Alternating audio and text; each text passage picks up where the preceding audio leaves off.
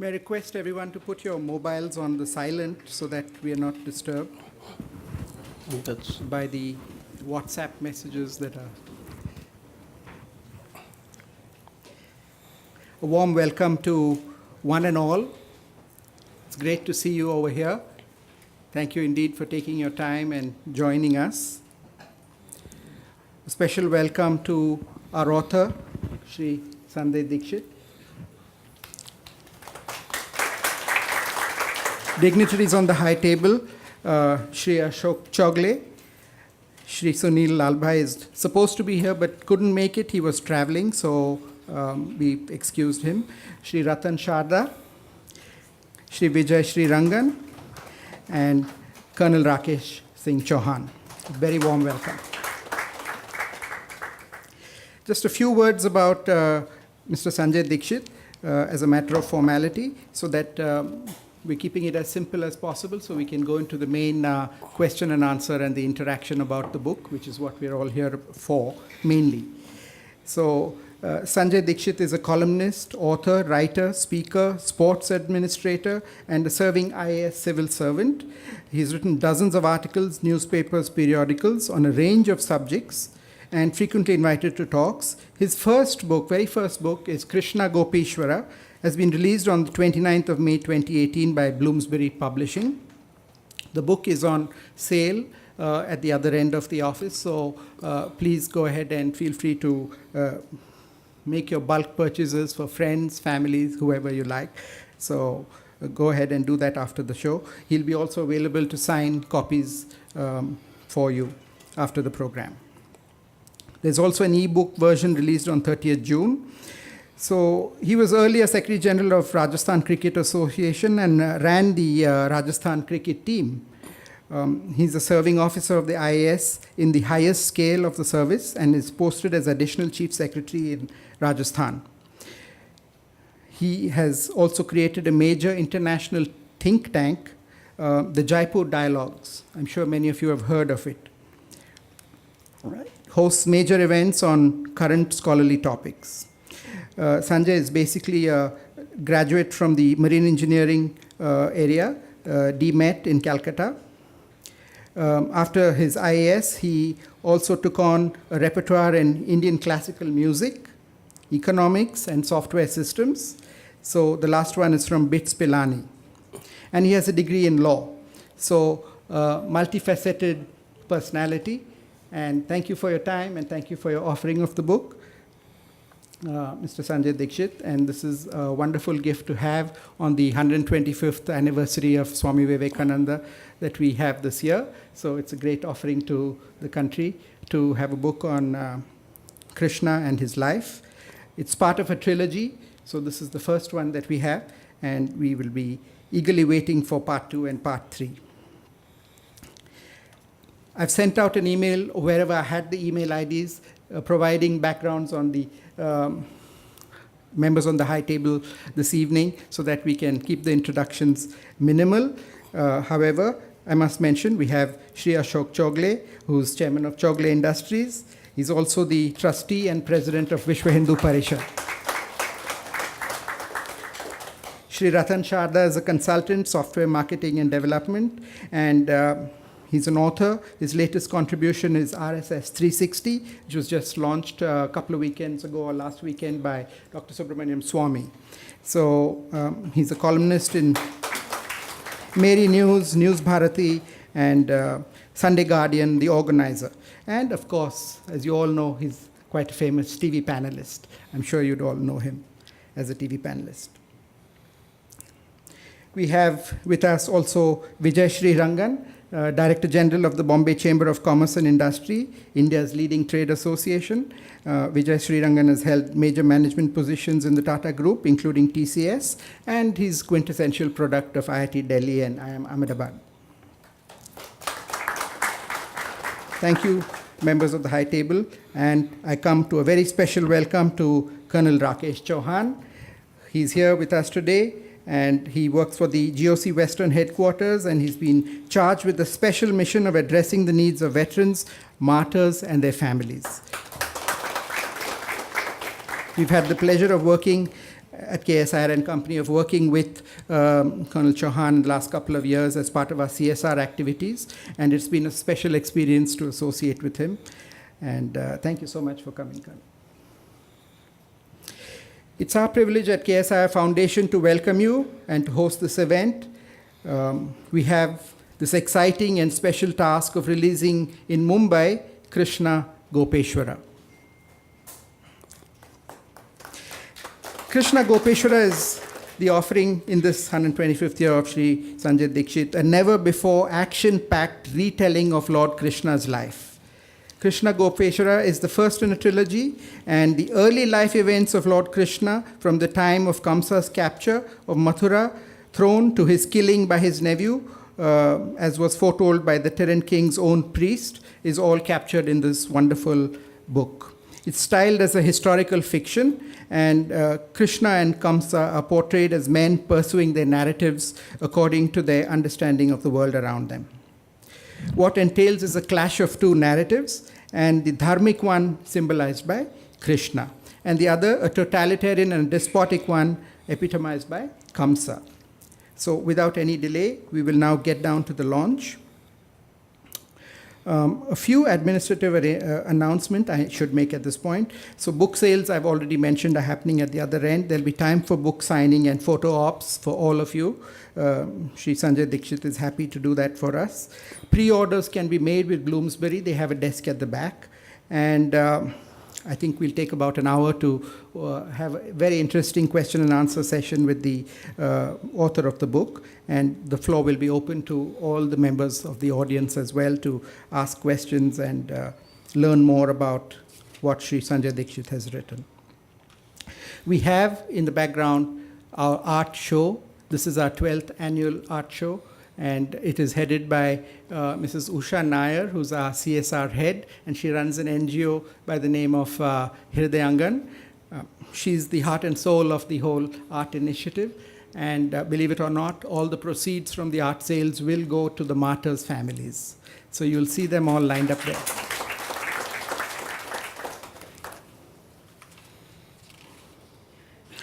Please do not miss out on the snacks and the masala dosa and the filter coffee. You must not leave that before you go.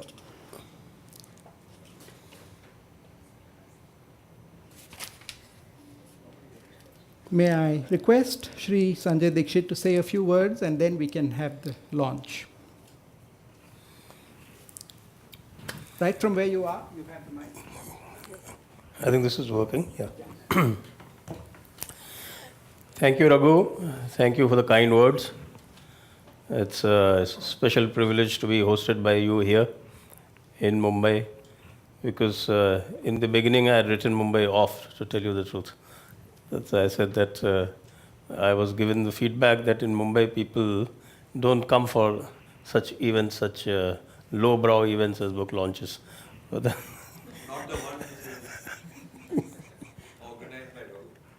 So, but then Raghu completely disabused me of this idea, and he challenged me to have one here, and well, I am definitely much the better for it, and very happy to be here. He's been very meticulous in his arrangements, and I can say with confidence that I have done the launches in Delhi, Bangalore, Hyderabad, Lucknow, everywhere, but this is the best. Thank you, Raghu. He's making an entry of writing back. So, welcome to all of you for the launch of this book. This book has been in the market for some time, so many of you would have read it. And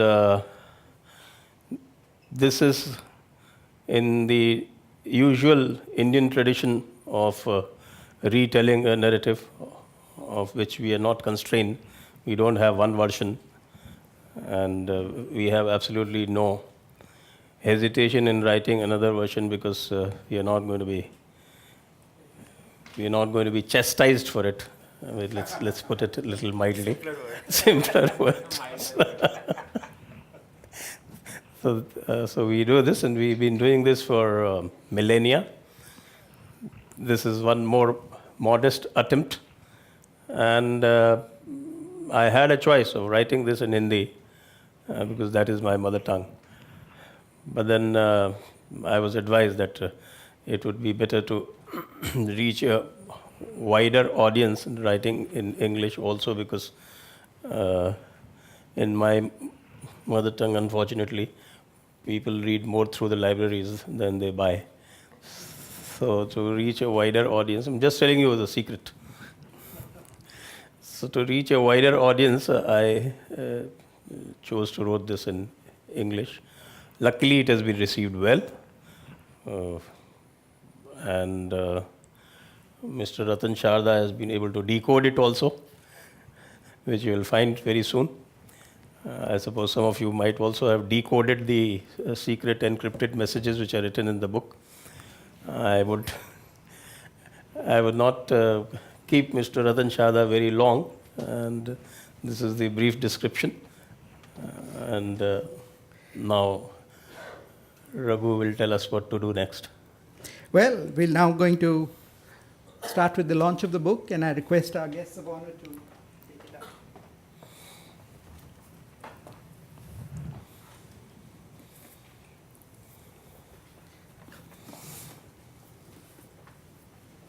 Please unribbon it and inaugurate the...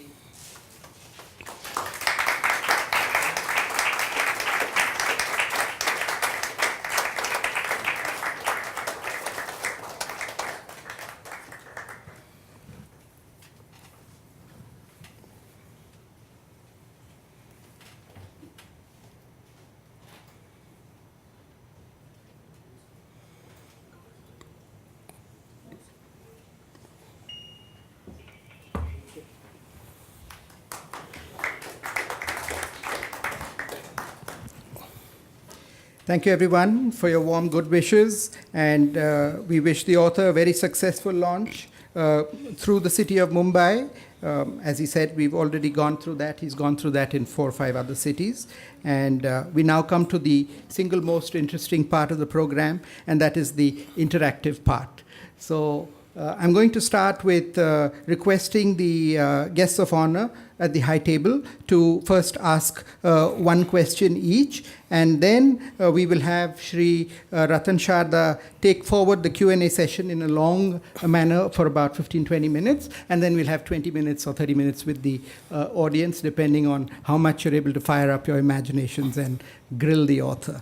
Okay, so may I request Shri Ashok Chogle to, you can use the mic there if you like, sir, and ask a question and say a few words as you please, and the author will be more than happy to come back to you. Thank you, Raghuji. It's, as was been introduced, that I'm the working president for Vishwa Hindu Parishad. So for my organization, which has been working since 1964, and it was set up on Krishna Janmashtami Day in Sandipini Ashram in 1964, as I said. And for us, I think works like this are very special because this, in a larger way, fits in with what was a task that was given to us by the Sant Samaj of the larger Hindu fold, to see how to have a what can be called, say, resurgence in Hinduism. And we've been working on this for all these years, and events like this makes us gives us a greater encouragement to do what we have been doing in the past, and particularly about the type of imagery that has been created about Hinduism, particularly I would say in the English language all over the world. I think books like this disabuses that imagery, and also I think gives us a indication that there are more than enough people in the world, more than who have empathy towards Hinduism, and not just I use that word empathy towards Hinduism because I wanted to include people who are not born Hindus, and we see this a huge movement that is happening. And in that sense, I think would, from behalf of my organization, I would particularly like to thank Sanjay ji for the efforts that he has put in bringing out this book. And I'm sure the next two books will also receive the same appreciation from the people at large. Thank you very much. Thank you, Ashok ji. Can I request Shri Vijay Srirangan to say a few words and ask a question if you wish? The floor is yours. I just want to thank Sanjay ji and Raghu for my having an opportunity to participate here. I'll just say two words about my own learnings.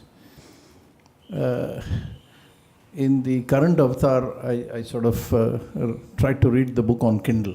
I still have it on my mobile phone and I read it whenever I get a chance. I'm 1/3 into it, 2/3 to go.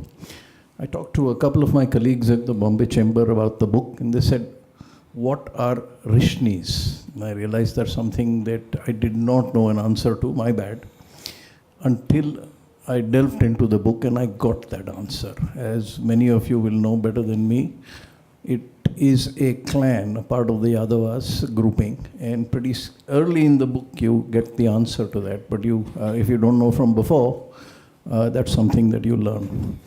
There was another thing that intrigued me that I asked Sanjay ji a little while ago. Every chapter in the book, as we read into it, has a reverse swastika. So I asked him, what is the meaning of this reverse swastika? And he looked at me and said, you haven't read the book yet completely. And then he pointed to chapter 46. Yeah. And then he showed me the swastika. That was not the reverse swastika anymore. It was the straight swastika. And then he said, the reverse swastika is a tantric symbol. And Kamsa was associated with Tantra. In some sense, after his death, the swastika becomes the regular swastika. So there are quirks like this sort of embodied in the postscripts all the way through the 1/3 that I have read, and I'm looking forward to reading the rest, and book 2 and 3.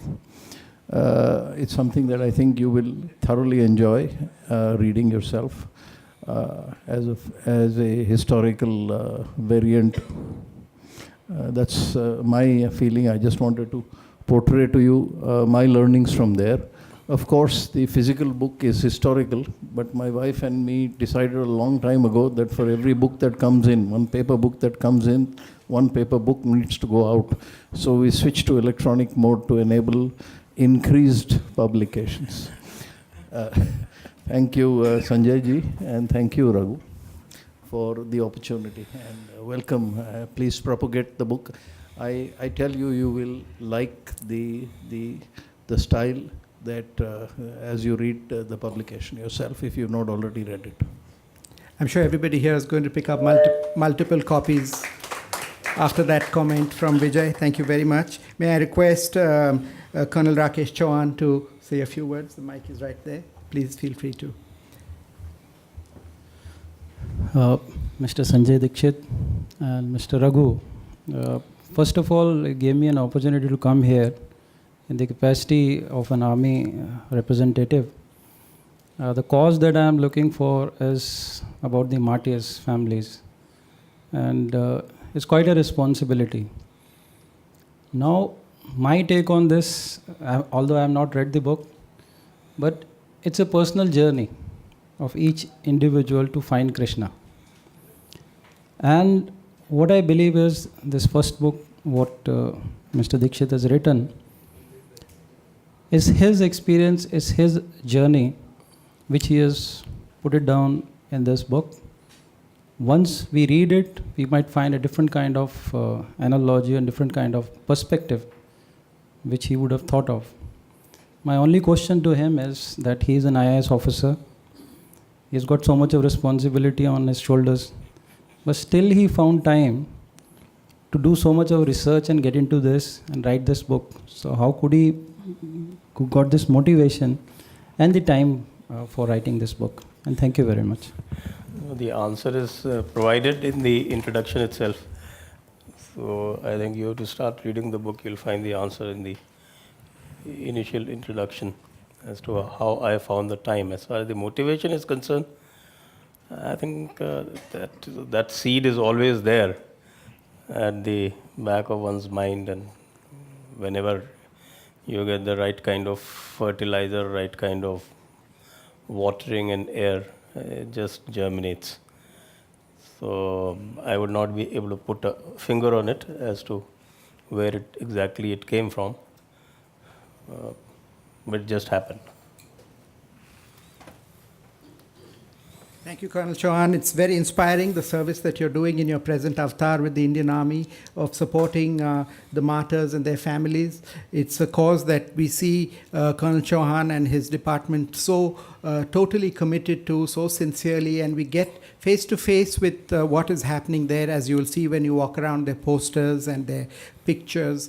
And when you get to see that and get close up to it, then you realize the magnanimity and the greatness of the sacrifice that's being made by these brave soldiers on our behalf, which sometimes we tend to sort of forget. But thank you so much, Colonel Rakesh Chauhan, for coming and for the service that you're rendering to the country.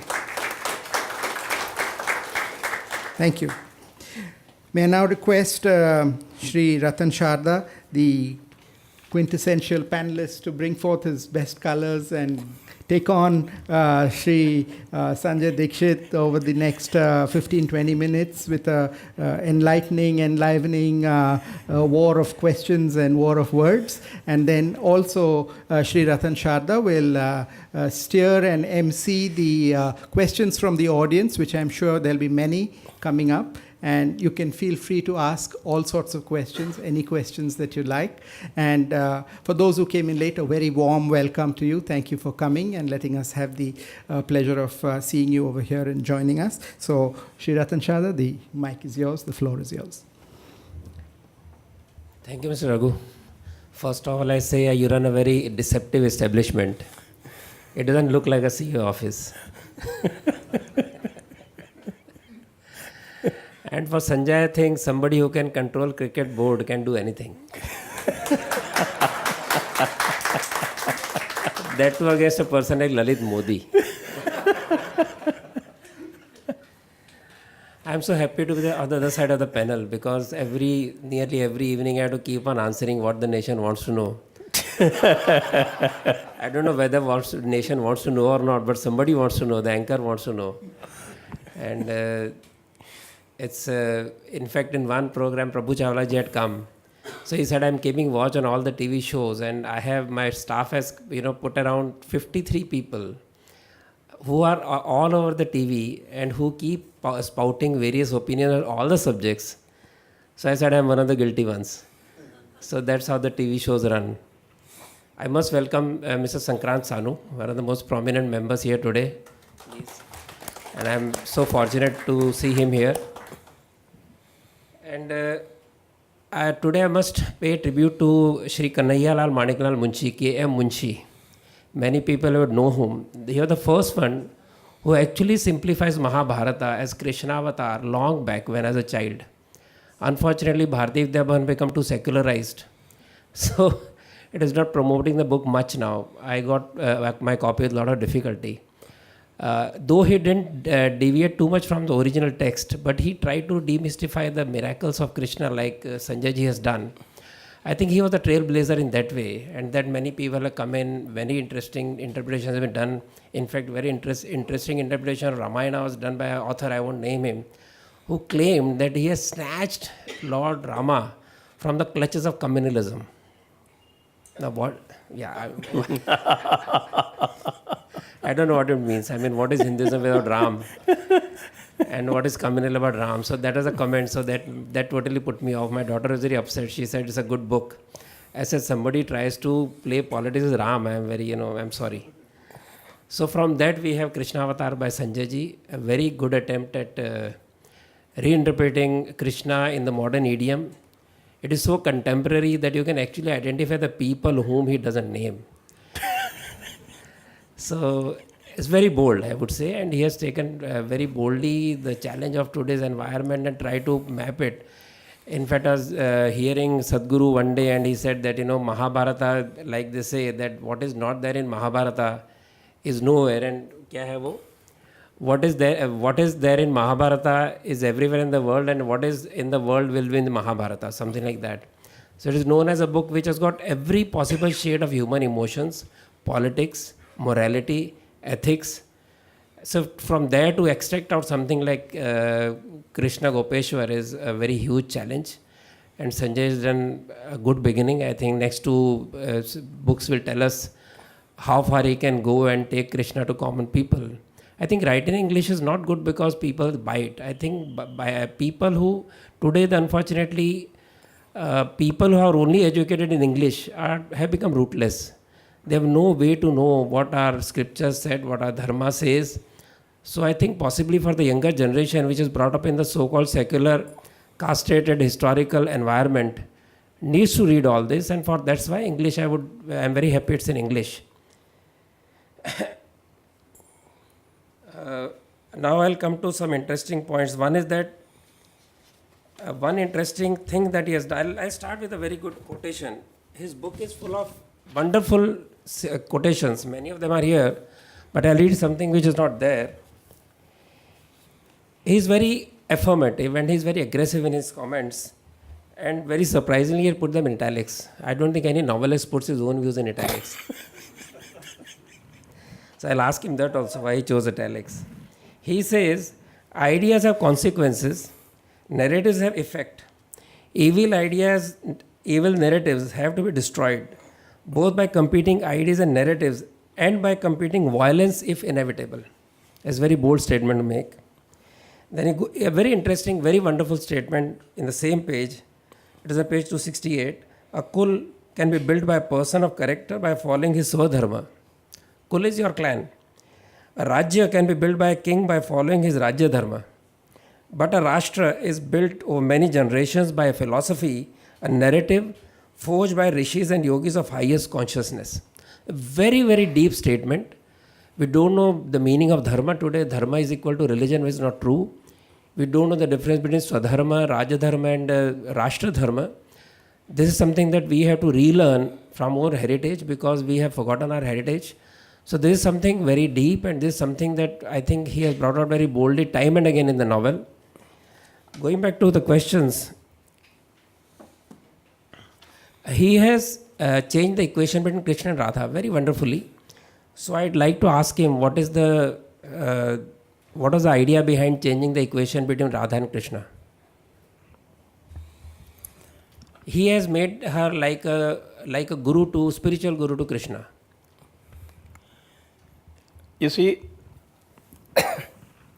the idea of Radha itself does not occur in the Bhagavatam. There are some interpretations which say that there is some indirect reference to Radha or whatever, but if you read the Bhagavad, there is no Radha there. And that narrative occurs much later, I think, during the ascendancy of the Bhakti movement, and became especially popular from, I think, Chaitanya Mahaprabhu onwards. So